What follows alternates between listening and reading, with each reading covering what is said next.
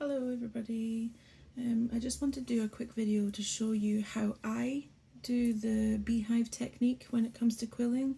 I'm sure there are many other ways to do it, but I thought I would show you a couple of ways that I do.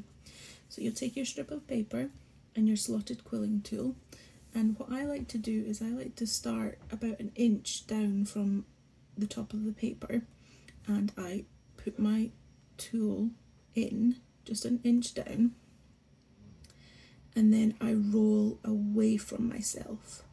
So I roll away, creating a coil. Just give it a second. Just give it a second just to mold the shape, and then I pull it off.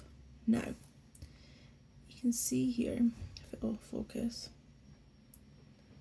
you've got a bit of a coil there. So next, what I go down about another inch down again from that one, but keep it so that it's still going in the same direction, so your paper is rolling over. You're going to keep turning away from yourself. So another inch down, and then roll. Roll it a few times just until you meet. You don't need to touch it, just until you come up to it. Again, hold it for a few seconds, take it off and expand. So there. Okay, and again, come down another inch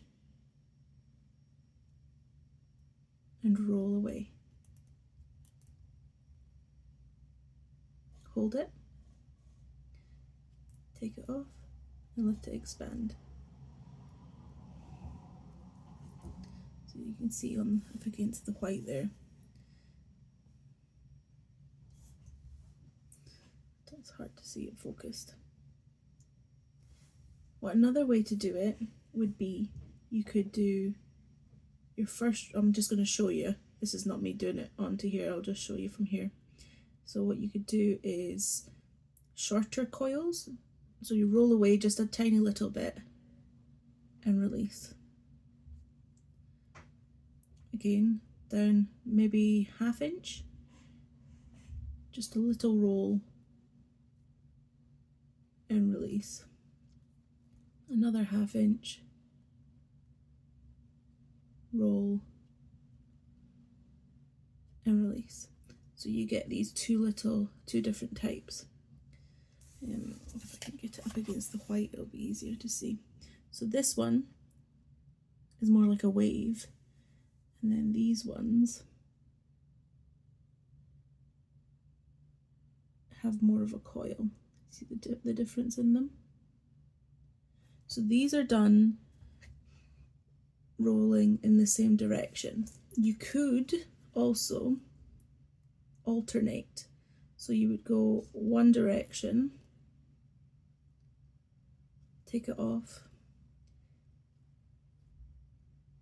and then you come down maybe ½ inch, and then roll it the other way. So you see how it's wanting to roll? Just make your finger go like that to hold it over.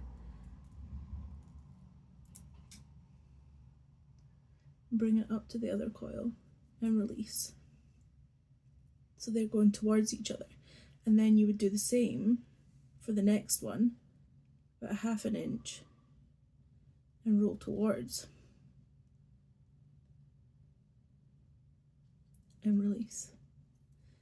And then again, ½ inch, and then roll under for this one.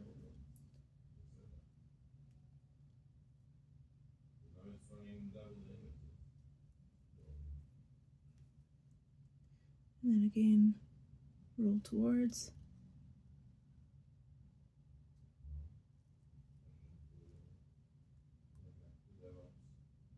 and then roll under.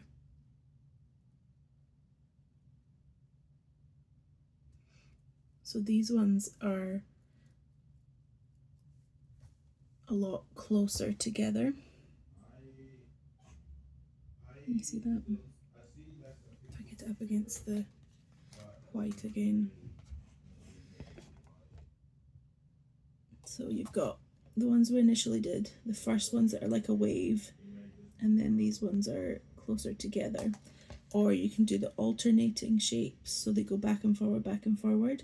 These are good for if you are filling in, maybe you've done an on edge letter shape and you're filling in the inside of your letter, just so that they keep straight. Whereas these ones, if you create loads of the whole strip of it, then you would just scrunch them up together, and you can just like fill, you know, you can just scrunch them like this, and then you would fill in areas of designs. I'm not explaining that bit very well, but beehive design is very good for filling in, giving a whole, if you're wanting to wash a whole area with colour, beehive design is good for it. Personally, I like to do the back and forward method, so I alternate which direction I'm going in. But yeah, that's just a quick tutorial on how I do beehive quilling. I'm sure there'll be other people that know a bit better than me. But yeah,